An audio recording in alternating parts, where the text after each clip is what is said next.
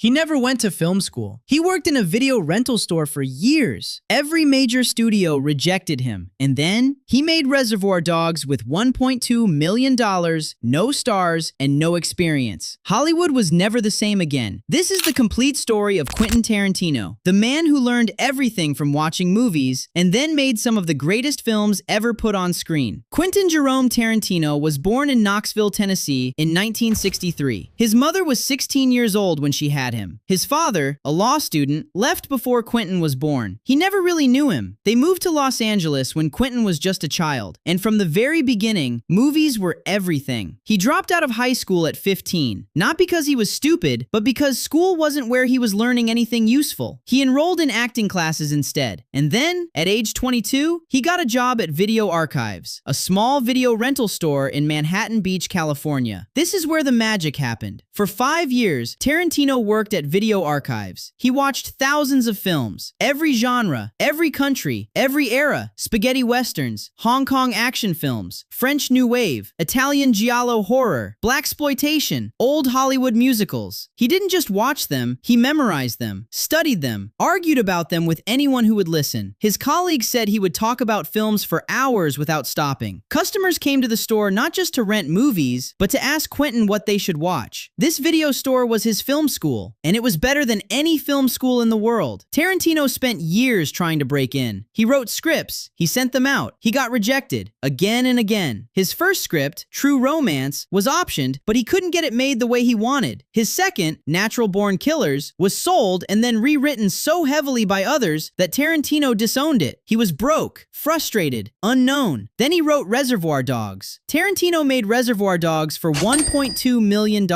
most of it borrowed from friends and family. The cast was almost entirely unknown. The entire film takes place in one warehouse. There are no major action sequences, and yet it is one of the most tense, stylish, and original crime films ever made. When it premiered at Sundance 1992, people walked out. They couldn't handle the violence, but the ones who stayed, they knew they were watching something historic. Harvey Weinstein picked it up, and Quentin Tarantino became a name overnight. Pulp Fiction, 1994. 2 years later, Tarantino made Pulp Fiction. The non-linear structure, the pop culture dialogue, the combination of extreme violence and dark comedy. Nothing like it had ever been made. It won the Palme d'Or at Cannes. It was nominated for 7 Academy Awards. It made $213 million on an $8 million budget, and it completely changed what independent cinema could be. Roger Ebert called it a delirious reinvention of movies. But what most people don't know is that multiple studios passed on it before Miramax said yes. They thought it was too weird, too unconventional, too risky. Kill Bill, 2003 to 2004. Kill Bill was Tarantino's most personal project, a love letter to every genre that shaped him. Kung fu films, samurai movies, spaghetti westerns, anime. The original cut was over 4 hours long. Harvey Weinstein forced him to split it into 2 films. Tarantino agreed, reluctantly. The result was 2 of the most visually inventive action films ever made. Inglourious Basterds, 2009. What if a group of Jewish soldiers assassinated Hitler in a French cinema in 1944? That question, absurd on its surface, became one of the most acclaimed films of Tarantino's career. The opening scene alone, a 20-minute dialogue sequence between a French farmer and Nazi Colonel Hans Landa, is considered one of the greatest scenes in modern cinema. Christoph Waltz won the Oscar. The film was nominated for 8 Academy Awards, and it proved that Tarantino wasn't just a filmmaker who made cool movies, he was an artist. Once Upon a Time in Hollywood, 2019. His 9th film is his most personal, a love letter to 1969 Hollywood, to a world that no longer exists, to movies before everything changed. Brad Pitt won the Oscar. The film was nominated for 10 Academy Awards, and Tarantino said, publicly, that he plans to retire after his 10th film. We are waiting. In most films, dialogue exists to move the plot forward. In Tarantino's films, dialogue is the action. The scene in Pulp Fiction where Vincent and Jules debate what a quarter pounder is called in France, the opening of Inglourious Basterds, the Mexican standoff conversations in The Hateful Eight. These aren't filler scenes. They build tension, reveal character, and keep you more on edge than any chase sequence could. He once said, "When people are talking, that is the suspense."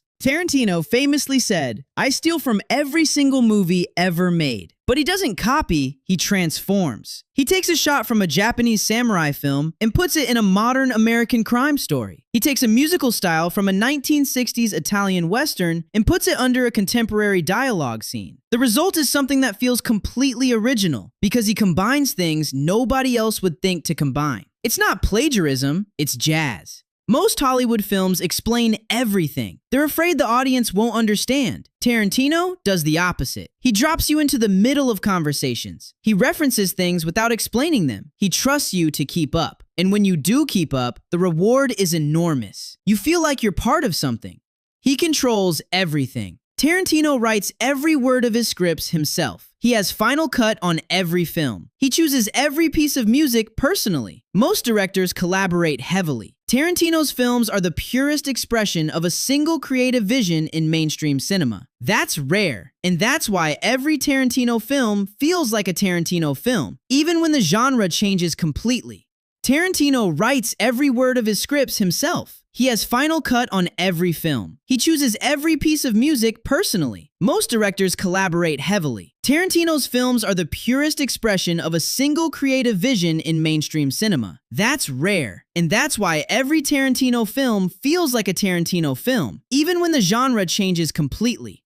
His directing style. You've seen it in almost every Tarantino film. The camera placed inside a car trunk, looking up at characters from below. It's not just a visual trick. It puts you in a vulnerable position, like the person in the trunk. It creates unease without a single word of dialogue. Tarantino has a well-documented obsession with feet in his films. Uma Thurman's feet in Pulp Fiction, the barefoot scenes in Kill Bill. It's practically a signature at this point. Tarantino never uses original scores in the traditional sense. He builds his soundtracks from existing songs, often completely unexpected choices. Stuck in the Middle with You during the ear scene in Reservoir Dogs. Miserlou opening Pulp Fiction. Cat People in Inglourious Bastards. The songs don't just accompany the scenes, they redefine them. Sometimes they make something horrifying feel weirdly exciting. Sometimes they make something mundane feel epic. Tarantino loves long, unbroken shots. Conversations that go on for 10, 15, 20 minutes without a cut. In an era of rapid editing and short attention spans, he forces you to slow down and pay attention. And the tension that builds in those long takes is unbearable in the best possible way. Quentin Tarantino didn't go to film school. He didn't have connections. He didn't have money. He had obsession. Thousands of films stored in his memory. An absolute refusal to make anything less than exactly what he wanted to make. And he changed cinema. His 10th film, whatever it is, will be his last. And when it comes, it will be an event. Until then, if you haven't seen his work, start with Pulp Fiction tonight. And if you have, watch it again. You'll notice something new. That's the complete Quentin Tarantino. Subscribe for more and drop in the comments, what's your favorite Tarantino film and why? See you in the next one.